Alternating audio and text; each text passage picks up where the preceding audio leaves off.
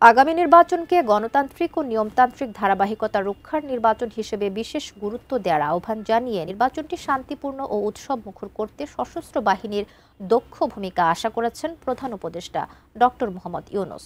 সশস্ত্র বাহিনী দিবসের বিকেলে সেনাকুঞ্জে সংবর্ধনায় এ আহ্বান তিনি জানান। সাইডলাইনে প্রধান উপদেষ্টা ও বিএনপি চেয়ারপারসন বেগম খালেদা জিয়ার সৌজন্য বৈঠকও হয়। সাজেদা সুইটের রিপোর্টে বিস্তারিত। সশস্ত্র বাহিনী দিবসের সংবর্ধনা অনুষ্ঠানে প্রধান উপদেষ্টা ডক্টর মোহাম্মদ ইউনূস ও সাবেক প্রধানমন্ত্রী খালেদা জিয়ার সৌজন্য বৈঠকটি ছিল অনুষ্ঠানের অন্যতম প্রধান আকর্ষণ। গত বছর জুলাই অভ্যুত্থানে শেখ হাসিনার দেশ ছাড়ার পর তার রেজিমের দুই ভুক্তভোগী ডক্টর ইউনূস ও খালেদা জিয়া দেখা হয় সশস্ত্র বাহিনী দিবসেরই এমন এক আয়োজনে। এবার একই আয়োজনে তাদের বৈঠক, যখন শেখ হাসিনা মৃত্যুদণ্ডের রায়প্রাপ্ত। প্রধান উপদেষ্টা খালেদা জিয়া শারীরিক অবস্থার খোঁজ নেন এবং দ্রুত সুস্থতা কামনা করেন। খালেদা জিয়াও ধন্যবাদ জানিয়ে ডক্টর ইউনূসের সহধর্মিণী আফরোজা ইউনূসের শারীরিক সুস্থতা কামনা করেন। অনুষ্ঠানের শুরুটা অবশ্য শোকে শুরু। সশস্ত্র বাহিনী দিবসের মতো এমন উৎসবের দিনে ভূমিকম্পে নিহতদের ঘটনায় শোক জানান প্রধান উপদেষ্টা। হঠাৎ ভূমিকম্পের কারণে কয়েকজন ইন্তেকাল করেছেন, তার জন্য আমরা শোক পালন করলাম নীরবতার মাধ্যমে।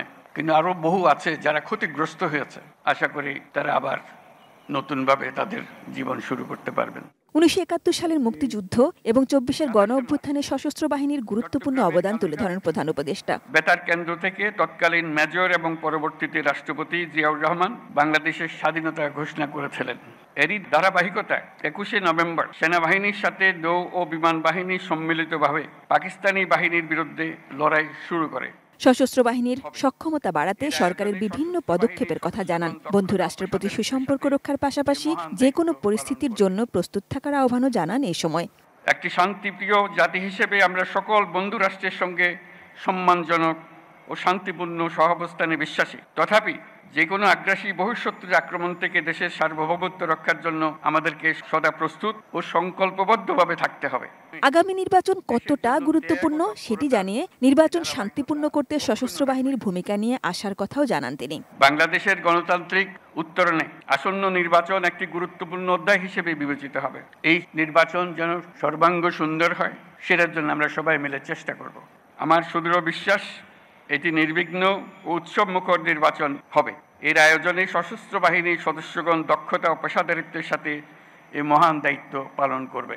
সেনাকুঞ্জে এই অনুষ্ঠানে তিন বাহিনীর প্রধান সহ কর্মকর্তারা, বিএনপি, জামায়াত, এনসিপি সহ রাজনৈতিক দলের প্রতিনিধিরা সহ বিভিন্ন পেশার গুরুত্বপূর্ণ ব্যক্তিরা ছিলেন। যে কোনো সংকটে, দুর্যোগে, দুর্বিপাকে অন্যতম আস্থার নাম বাংলাদেশ সশস্ত্র বাহিনী।